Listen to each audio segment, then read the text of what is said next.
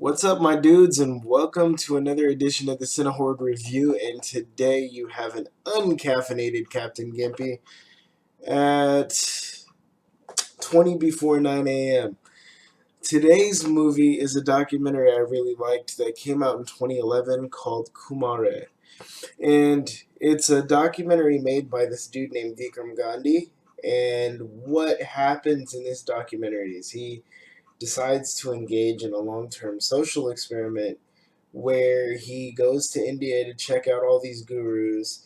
Originally, it started out as a documentary about charting like the spiritual journeys of his friends, and then he realized like none of these gurus had any answers that anybody else had or didn't have, and they were all basically just the same. So he decided to try to see if he could become a guru, right?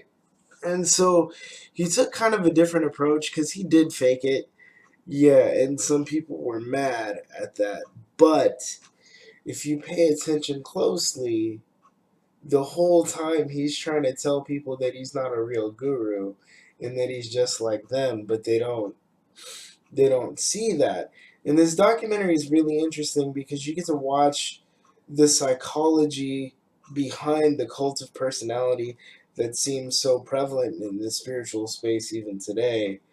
And in a world where enlightenment seems to be a bought commodity, at least for some, I think this documentary is kind of important in that his whole message ultimately ends up being that we already have everything we need, and that if we look at ourselves kindly, not making ourselves better than anybody else, but really taking a kind look at the wisdom we already have and the knowledge we have and the people around us, we actually have all of the wisdom we need to be okay.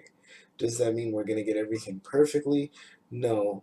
Does that mean that all of a sudden we're finished and we don't need to do anything? Of course not. I don't think that's how life works. And I think that it's important for a documentary like this to exist to remind us of the ways that we can get sucked into feeling good, especially when somebody makes us feel like we're better than we were before. Um, I think his message is overall positive. The only gripe I have with this documentary is on the audio side, because if you're watching this on a two speaker setup, whether on a TV or on your computer, sometimes the music can kind of obscure the dialogue. So if you have the DVD or the Blu-ray, turn on subtitles. um, but that's really the only complaint I had. I thought it was pretty amazing.